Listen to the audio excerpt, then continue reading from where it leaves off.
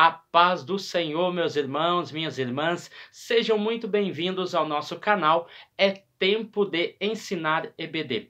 Um canal exclusivo para os amantes da Escola Bíblica Dominical. Você já me conhece, eu sou Adriano Recobelo, sou presbítero da Assembleia de Deus aqui da cidade de Franca, interior de São Paulo. Também sou professor da Escola Bíblica Dominical e ministro aulas também no Capé de Franca, aonde é o Centro de Aperfeiçoamento de Professores da Escola Dominical, aonde ministramos também aos sábados aulas para professores e professora da sala dos adultos. Também tenho por formação a teologia, que é a minha grande paixão.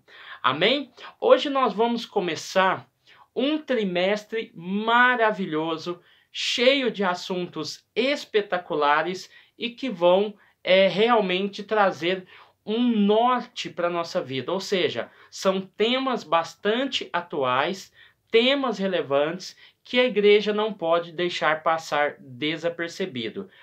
Nesse trimestre, que é o terceiro trimestre, nós vamos falar sobre os ataques contra a Igreja de Cristo, as sutilezas de Satanás nesses dias que antecedem a volta de Cristo. Quem vai ser o nosso escritor é o pastor, mestre em teologia, José Gonçalves, tá? Então ele vai ser aquele que vai nos orientar nesse trimestre. Nós temos aí no sumário. Depois eu quero, em outro vídeo, em outra oportunidade, falar sobre o sumário, como eu dividi os temas. Isso é muito importante. Eu tenho um vídeo aí no nosso canal, que é Como Dar Aula, e nele eu explico a importância de se entender o sumário nas suas divisões, tá bom? Então vamos lá, a lição de número 1. A lição de número 1 vai dizer o seguinte, e tem como título e tema As Sutilezas de Satanás contra a Igreja de Cristo. Então vai ser uma introdução bastante interessante, ao qual nós vamos aqui abordar coisas importantíssimas para o conteúdo da aula, tá bom? O meu objetivo é trazer um conteúdo mais específico, mais aprofundado, menos prático, porque pessoalmente, eu entendo que a prática cabe a você. Eu tento trazer um norte, algumas questões complicadas, para que para que facilite o seu estudo e assim você entenda alguns pontos que teologicamente podem ser difíceis de entender. E aí, você na sua igreja pratica a leitura mais prática, a aplicação mais prática. Então, os irmãos já devem ter reparado já no meu perfil, um perfil mais teológico, mais preciso, mais pontual, e é essa forma que eu gosto de ministrar a aula. Então, aproveite ao máximo aí, aproveite um pouco de outros professores também no YouTube, que são excelentes professores, e aí você vai ter aí uma gama de pensamentos e de colocações para fazer na sua aula, tá bom? Vamos lá para o nosso textuário. O nosso textuário vai dizer que, 1 Timóteo 4:1, mas o Espírito expressamente diz que nos últimos tempos apostatarão alguns da fé, dando ouvidos, ou seja, dando motivos a espíritos enganadores, nós vamos ver isso mais à frente, e a doutrina de demônios, ou seja, nós temos pessoas que se apostataram da fé, ou seja, se desviaram da fé. E por quê? Porque teve um motivo. Qual foi o motivo que eles se apostataram da fé? Porque eles deram motivo e deram ouvidos a espíritos enganadores e a doutrina de demônios, tá bom? Aqui nós já temos aí um ponto bem interessante. Na verdade, prática de forma sutil, ou seja, de extrema delicadeza e sorrateira, ou seja, faz coisas escondidas, disfarçadas, ocultas. É assim que o diabo trabalha. O diabo desfere ataques, ou seja, nós temos aqui como principal ponto o quê? A batalha começou. Porque se eu estou afirmando, se o autor está afirmando que o diabo desferiu ou está desferindo ataque, isso quer dizer que a batalha já começou, tá bom?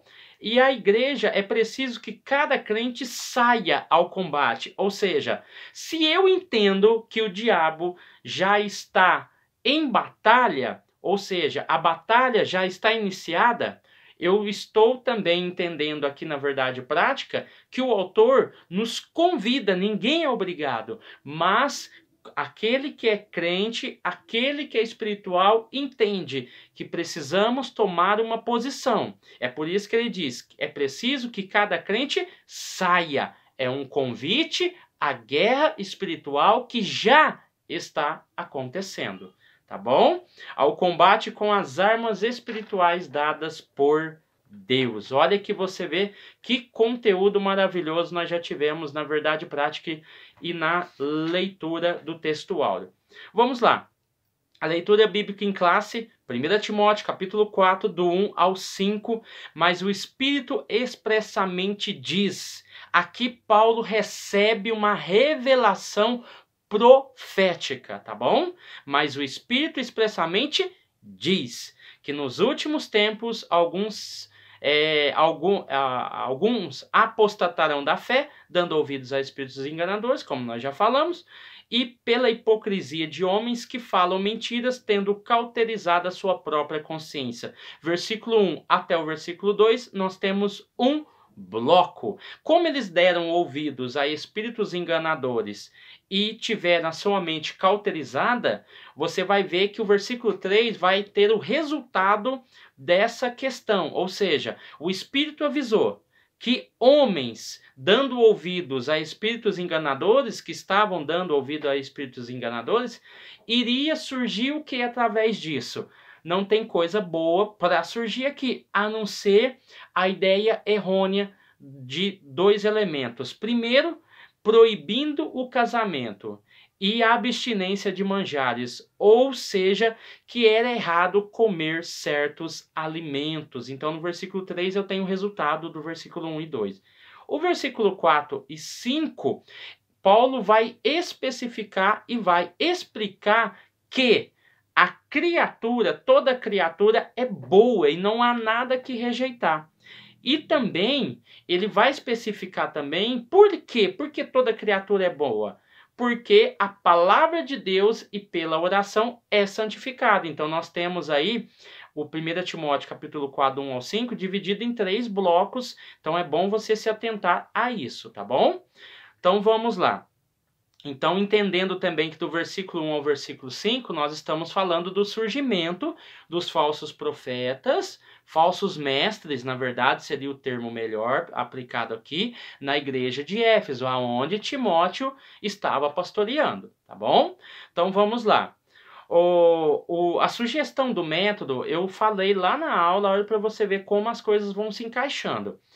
A sugestão do método aqui vai dizer o seguinte: inicie a aula deste trimestre apresentando o tema geral e o sumário da revista. Então, eu disse lá no Como Dar Aulas que o vídeo, né, já está lá na playlist do nosso canal, que se você não conhecer o sumário, você vai ficar perdido nos temas, nas colocações, nos blocos que são formados ali. Tá? Então o autor nos dá uma advertência aqui.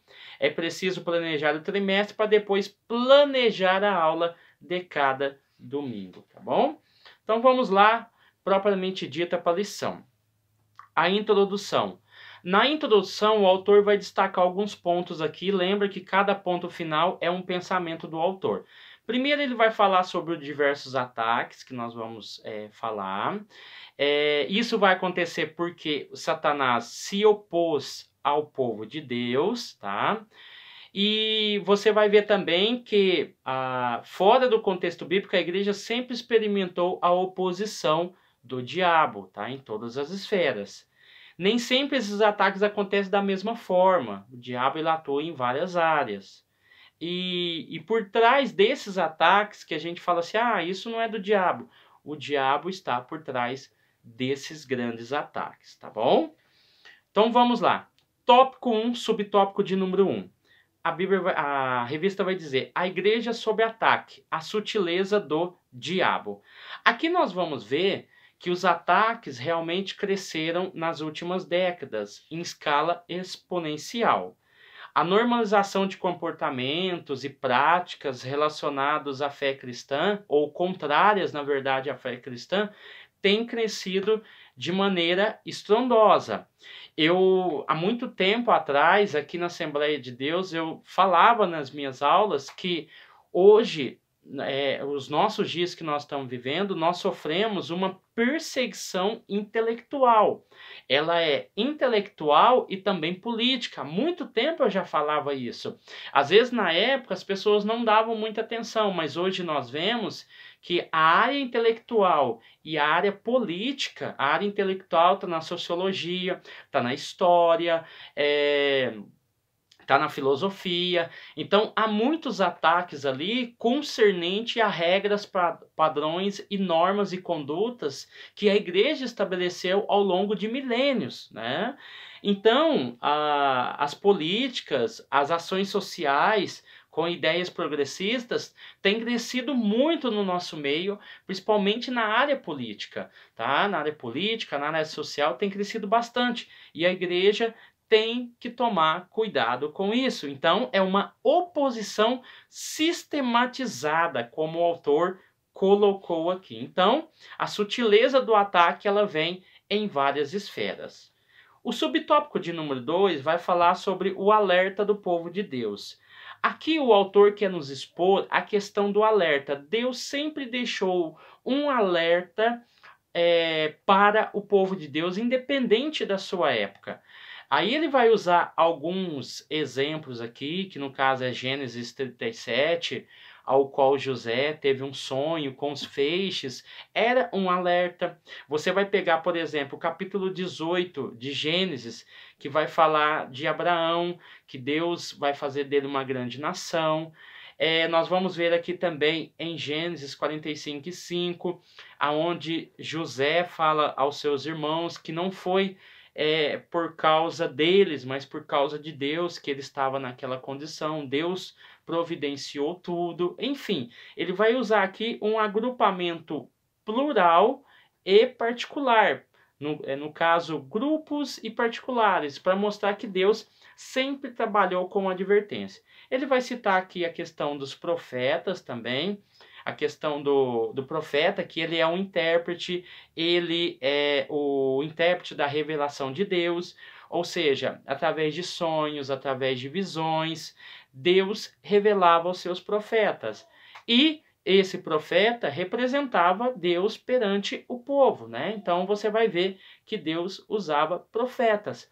É por isso que a palavra que o autor colocou aqui no versículo 1, né? 1 Timóteo 4:1, mas o Espírito expressamente diz.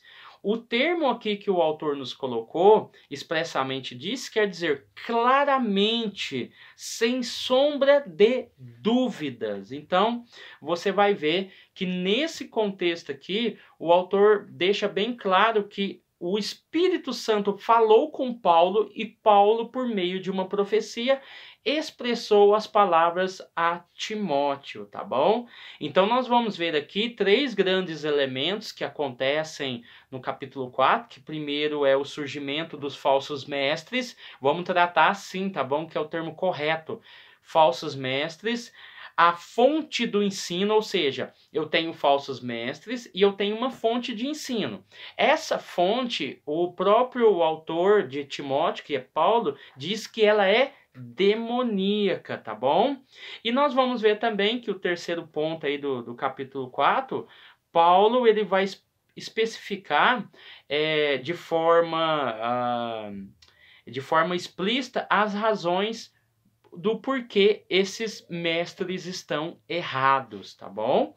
Então vamos lá. Entendendo tudo isso, vamos lá para o subtópico de número 3. O subtópico de número 3 vai falar sobre a igreja na reta final. Então é bom entender todo esse contexto teológico para nós entendermos o significado real disso tudo, tá bom? Aqui o autor vai nos alertar de que não existe razão para surpresa. Ou seja, não é nada novo do que está acontecendo. Não é nada novo. Aí, os últimos tempos que 1 a Timóteo 4:1 expressa, olha aqui para você ver, ó. Mas o Espírito expressamente diz que nos últimos tempos, ou seja, sendo a era da igreja. Então não há razão para surpresas. Ah, mas está acontecendo isso. Não, não tem nada de novo. A Bíblia já especificava tudo isso. Virando a página aí na continuação, o apóstolo Paulo descreve como os homens se comportariam nos últimos dias. Aqui eu quero fazer uma observação para que eu vou deixar o link do vídeo ao qual eu falei sobre os últimos dias. Eu vou postar um vídeo que fala sobre os últimos tempos. Há uma diferença entre últimos dias e últimos tempos. Aqui é os últimos tempos. E no caso de 2 Timóteo, porque a leitura bíblica em classe falou de 1 Timóteo. Aqui em 2 Timóteo 3:1 está falando dos últimos dias. Esse vídeo eu já tenho de forma reflexiva no dia 15 de junho de 2022. Eu postei lá, falando sobre os últimos dias. Eu vou deixar o vídeo na descrição do vídeo. Eu vou deixar o link na descrição do vídeo. E é importantíssimo que você vai lá e assista esse vídeo para compreender. Porque eu vou postar um vídeo falando sobre 1 Timóteo 4:1 e 5, só que usando a ideia de últimos tempos. E esse vídeo que eu postei falou sobre os últimos dias, tá bom? Porque vai bater muito com aquilo que o autor falou aqui, ó, que a profecia é bem clara e objetiva em descrever os comportamentos, ações e práticas.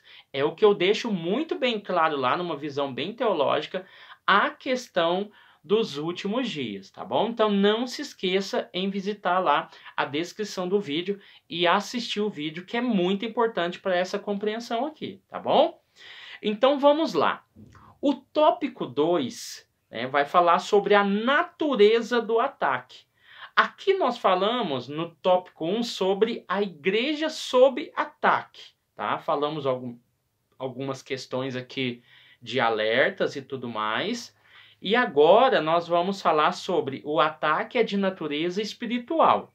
Vamos lá. Aqui está falando sobre espíritos enganadores e doutrinas de demônios, tá? 1 Timóteo 4:1. Nós vamos ver que nessa questão nós temos a revelação da natureza desses agentes. Esses agentes que trabalham, eles são espíritos enganadores. E os maiores inimigos da igreja são seres sobrenaturais, que trabalham, vamos dizer assim, entre aspas, nos bastidores. Eles estão nos bastidores trabalhando dentro da política, dentro da questão social, dentro da questão da igreja, dentro da questão ética, dentro da questão moral, ou seja, o diabo e seus demônios trabalham para causar o mal à humanidade, tá? Porque essa terra que nós temos aqui, ela foi dada ao ser humano. O ser humano tem o poder e a capacidade de cuidar dela, mas ele vem para trazer caos e destruição com aqueles que deveriam guardar, preservar e zelar dela. Não somente dela, mas também da humanidade, tá? Aí o texto aqui de Efésios capítulo 6, versículo 12, vai nos especificar muito bem isso, dizendo assim: pois nós não estamos lutando contra seres humanos, mas contra as forças espirituais do mal que vivem nas alturas, isto é, governos, autoridades e poderes que dominam completamente esse mundo de escuridão. Aqui também eu vou fazer uma reflexão essa semana sobre a ideia de mundo de escuridão, tá bom? Então vai ser um dos temas aí da nossa reflexão, então eu quero deixar reservado aí para algo mais específico. Mas você já tem a ideia de que esses espíritos, eles estão aqui, eles estão sobrevoando, eles estão na atmosfera, eles estão no espaço, eles estão em todos os lugares, atuando para fazer o mal, tá bom? A Bíblia aqui vai dizer também que o ataque é de natureza moral. Nós vimos e aprendemos que a questão é espiritual. A nossa briga não é contra o nosso irmão. A nossa briga não é contra o nosso ente querido. A nossa briga não é contra as pessoas que nós amamos. A nossa briga não é contra a igreja, contra o pastor, contra a irmã do círculo de oração, contra o líder, contra o obreiro. A nossa luta não é contra carne e sangue, mas sim contra aquele que causa as intrigas e problemas dentro e fora da igreja, tá bom? O ataque é de natureza moral. O apóstolo Paulo faz referência a pessoas que se comportam de forma hipócrita e também são mentirosas. 1 Timóteo 4:2. A operação do erro sempre trabalha com a falsidade e o engano. Como eu acabei de falar, no versículo 1, Paulo recebe uma revelação. E essa revelação, Paulo, ele profetiza em algum momento, em algum lugar, para alguém. Enfim, é uma profecia que ele recebe aqui. Então, ele fala essa profecia. Vamos analisar aqui, para nós não cairmos no erro de ficar falando falsos pregadores, falsos profetas, não. Aqui nós estamos falando de falsos mestres, pessoas que estão ensinando e induzindo outras pessoas ao erro. Essa é a sutileza de Satanás que o autor nos coloca nessa primeira lição, tá bom? Não misturar, não confundir. Olha aqui o que é o espírito enganador. Quando você pega no sentido original, é por isso que é sempre bom reportar a essência do original. Senão, meu irmão, a gente vai criar muitas confusões e vai ficar ali sapateando e não chega a uma conclusão, tá? Então é por isso que eu faço questão de sempre aqui, verificar nos meus livros o que o autor realmente quis dizer naquele contexto. E quando eu olho para 1 Timóteo 4, 1 e 2, que é o ponto central da leitura bíblica em classe, nós vamos ver o seguinte: quem são esses espíritos enganadores? Esses espíritos enganadores, na pessoa desses falsos mestres, eles são curandeiros ambulantes, é o termo que define os espíritos enganadores, curandeiros ambulantes, vagabundos errantes. Realmente, é esse termo que aparece nos comentários. Vagabundos errantes e curandeiros ambulantes, indicando, olha para você ver, por isso que fala que é espíritos enganadores. Se eu estou falando de curandeiros ambulantes e de vagabundos errantes, eu estou querendo dizer que isto me indica um poder de iludir e enganar pessoas. É muito simples de você entender isso quando Paulo teve o encontro lá com aquela jovem que estava com aquele espírito imundo, e aquele espírito falava: esses aí são servos do Deus Altíssimo, e vai indo, até que Paulo teve a revelação, teve ali o clique, né, ao qual o Espírito Santo mostrou para ele, através do dom de discernir espírito, de que aquele espírito que estava falando era um espírito demoníaco, não era o Espírito de Deus. Aí você vai ver que realmente se encaixa muito quando nós falamos de espíritos enganadores, e esses espíritos enganadores que o texto fala aqui são espírito que as pessoas estão ouvindo, porque o texto vai dizer no versículo 1: e dando ouvidos a espíritos enganadores, tá? Então são curandeiros, são pessoas que estão ensinando, pessoas que estão anunciando, falando da mensagem de Cristo, pregando o evangelho.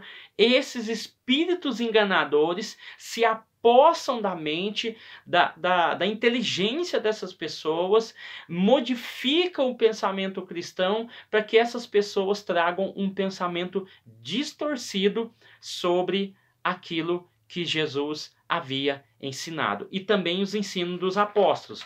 Porque nós estamos falando aqui, os dois problemas que acontecem, não vamos sair do contexto, tá bom, irmãos? Porque o contexto mostra o que a revista quer nos ensinar. O contexto aqui nos mostra que havia dois problemas. Primeiro, esses homens estavam ensinando que haveria de ter uma abstinência de manjares. E o outro ponto é que eles estavam proibindo o casamento, né? E ordenando, mandando, dando ordem, dando um critério. Olha, não faça isso por causa disso, disso e disso.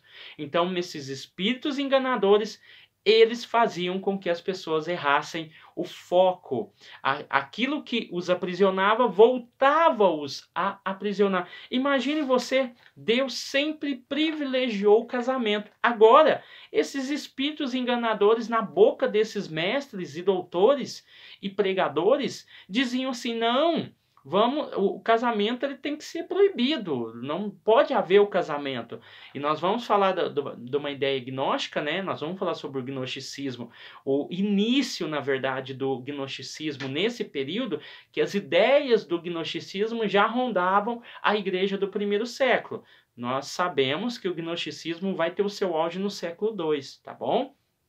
Então vamos lá. A hipocrisia de homens que falam mentiras. Essa ideia aqui no subtópico de número 2, o termo hipocrisia, nesse contexto aqui, está falando do esforço consciente, não é inconsciente ou dominado por demônios. Não, não é isso. Olha para você o perigo. O termo hipocrisia fala do esforço consciente e deliberado em enganar concernente ao conhecimento moral que propagam, ou seja, concernente ao conhecimento moral que propagam são mentirosos. Então, a hipocrisia é esse esforço consciente e deliberado de enganar. E de forma consciente, eles, concernente ao conhecimento moral, que eles estavam propagando, eles são o quê? Mentirosos. É por isso que o texto vai dizer aqui. Porque eles se encaixam como pessoas mentirosas. Por quê? Porque estavam proibindo o casamento e ordenando a abstinência de manjares, tá? Então vamos lá.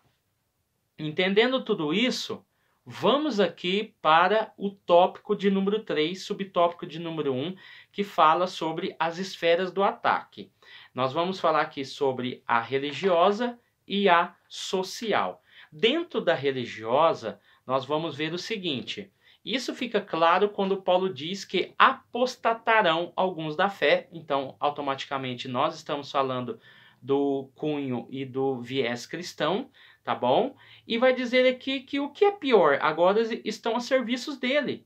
Aqui os principais inimigos do evangelho vêm de dentro da própria igreja. É por isso que na igreja da Idade Média havia os apologistas e os polemistas. Os apologistas, eles defendiam a fé cristã diante dos reis, diante das impunidades que aconteciam. E os polemistas, eles defendiam a igreja de dentro para fora. Os apologistas de fora para dentro. Tá? Então, até nessa questão da Idade Média existia essas duas diferenças. Então, aqui o perigo está dentro da igreja. E dentro da igreja hoje nós vemos o quê? Nós vamos falar mais sobre isso. Nós vamos ver o liberalismo teológico, que não é uma religião igual muita gente pensa, é um pensamento teológico, onde diz que a Bíblia, a palavra de Deus, ela não é, para nós pentecostais, a palavra de Deus ela é a palavra de Deus. Para o liberal, não, ela contém ou se torna a palavra de Deus, né? Então, no Brasil, nós temos aí um viés do liberalismo, que é a teologia da libertação. Uma hora nós podemos falar isso com muito mais propriedade em um momento oportuno, tá? Nós também temos a ideia dentro da área da política, o socialismo, né? O socialismo que ataca as igrejas de maneira desenfreada. Também nós temos, já de origem aí de séculos passados, o iluminismo, tá bom? Que surgiu após a Idade Média, século XVI, porque vem surgir depois da Reforma Protestante. Então nós temos o iluminismo, que vai tratar a ideia das coisas com a razão e não com a fé. Se entende as coisas através das provas. E nós vamos ver também a política progressista, que, como nós estamos falando da esfera religiosa, hoje o cunho progressista, políticos progressistas, trabalham contra os ideais da igreja, modificando a sociedade, fazendo uma reconstrução, um construto da sociedade, trabalhando com viés ideológicos que não estão dentro da crença cristã, tá? Então, essas ideias progressistas, elas são perigosas no mundo inteiro, aliado ao socialismo, aliado ao comunismo, né? São viés que hoje existem no mundo, tá bom? Então, vamos lá. A esfera social. Dentro da esfera social, nós vamos ver aqui que o autor vai falar sobre o versículo 3 do capítulo 4 de 1 Timóteo, que fala proibindo o casamento, né? Então nós vamos ver aqui que essa ideia do casamento, hoje nós temos aí na esfera social a questão da união estável entre dois homens ou duas mulheres, né? A união homoafetiva, ela não é uma lei no Brasil, mas ela é uma garantia, né? Dada pelo STF em 2011, não existe uma lei específica, então esse casamento homoafetivo, ele existe, mas é na esfera jurídica, ainda não é uma lei, tá bom? A lei que chegou mais próxima foi da Marta Suplicy, que na época era senadora, eu até anotei aqui, foi a PLS, porque ela é senadora, né? Projeto de lei do Senado, 612/2011. Passou por 2 etapas e não chegou à terceira. Então nós vamos ver, o que nós podemos resumir aqui na questão da esfera social? Que isso não é mais um problema, tá? É uma realidade. A questão, por exemplo, o casamento homoafetivo, a questão do aborto, né? Tivemos um caso aí da menina, uma menininha jovem, né? Que pela justiça, a justiça liberou o aborto, acho que se não me falha a memória, a criança estava lá com seus 6, 7 meses, né? Então pela lei não poderia haver o aborto. Nós vamos ver a identidade de gênero, que está assim em alta dentro da sociedade. Então essas questões não é mais um problema, é uma realidade. O que nós temos que tomar cuidado é o quê? É com a liberdade religiosa. A liberdade religiosa, ela nos dá direito de pensar, direito de praticar a nossa fé. Nós temos o direito de praticar, de pensar, de não concordar. O que nós não podemos ter é uma mordaça. Essa mordaça que querem colocar nos evangélicos, isso não pode existir. Por quê? Porque da mesma forma como os casais homoafetivos ou aquele grupo, aquela minoria que adere ao aborto, querem regularizar o aborto, dizendo, entre aspas, que é questão de saúde pública, ou a ideologia de gênero, que ninguém nasce homem ou mulher, você pode pensar, você, como eu estou dizendo, a pessoa que pensa, o grupo que pensa assim, mas eu não posso ser tolhido da minha crença e da minha forma de pensar, porque a lei, a Constituição Federal, ela é muito clara, que nós temos liberdade de cultuar, liberdade de pensamento, e isso não pode ser tolhido, tá? De nós, porque senão nós não estaríamos em uma democracia. Então eu acredito que em um momento especial, em uma outra oportunidade, nós vamos poder falar muito bem sobre isso. Ah, Adriel, mas quem é você para estar falando? Não, eu conheço muito bem a política. Eu já fui assessor parlamentar, eu faço hoje pós-graduação em gestão pública, então eu conheço muito bem a área da política. Eu sei, inclusive, que olha para você ver o perigo, nós estamos falando da esfera social, está dentro da lição. Hoje, dos 12 países da América Latina, 4 países são considerados de direita, incluindo o Brasil, tá? Então é por isso que essas eleições agora são fundamentais para nós cristãos, tá bom? E para o Brasil num todo, tá? Pessoas conservadoras, pessoas que acreditam na palavra de Deus, acreditam na família e na Bíblia. Tá bom? Então nós temos que tomar muito cuidado. Por quê? Nós temos na nossa América do Sul o quê? 4 países que são considerados de direita. Os outros são considerados de esquerda e de centro-esquerda e progressistas, tá? Então nós temos que tomar muito cuidado porque a América, eu lembro que na primeira aula da minha professora de pós-graduação em gestão pública, ela disse o seguinte, o Brasil, ele é propenso ao socialismo, propenso, por causa do quê? Do discurso populista que se prega por aí, tá bom? Então nós temos que tomar muito cuidado, irmãos, essa eleição vai ser fundamental para a igreja, tá bom? Precisa ser discutido, precisa ser debatido, precisa ser observado e analisado dentro das nossas igrejas, porque depois quem vai sofrer somos nós, tá bom? Vamos lá. O último ponto aqui para encerrar, a igreja protegida, a exposição da palavra de Deus e a prática da oração. Ou seja, no contexto relacionado que nós falamos, foi falado sobre a questão do comer, tá? E nessa questão do comer, a Bíblia vai dizer que a palavra e a oração, ela tem o poder santificador. Então, no subtópico de número 2, vai falar sobre a questão da oração. A oração, ela é um requisito, ela é uma ferramenta santificadora que consagra. Então, para nós cristãos, a obrigação mínima que nós temos é de orar. Então, Paulo está finalizando com a seguinte questão. Aqueles falsos mestres que falaram que você não podia comer tal coisa, lembre-se de uma coisa, a sua oração e a palavra de Deus, ela santifica esse alimento. Então, tudo que Deus fez é bom, proveitoso para o ser humano. E a questão do casamento é a mesma coisa.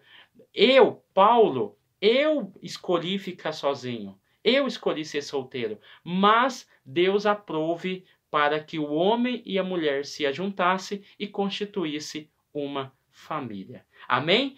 Terminamos aqui a nossa lição de número 1, e eu fico muito grato a Deus, muito feliz por estar começando mais um trimestre. Espero aí contribuir muito, mas muito com os irmãos e com as irmãs. Deixe o seu comentário aí, tá bom? O que você achou, o que você gostou, o que você poderia ter acrescentado, deixe no comentário aí, deixe o seu like, compartilhe esse vídeo, nos ajude para que nós possamos alcançar os nossos objetivos dentro do YouTube. Publique aí nos seus grupos de WhatsApp, da sua igreja, no Facebook. Nos ajude. Estamos fazendo aí um trabalho com muito amor, com muita dedicação e também com muita responsabilidade, tá bom? Deus abençoe sua casa, Deus abençoe sua família e fique com Deus e até o próximo encontro ainda essa semana, amém?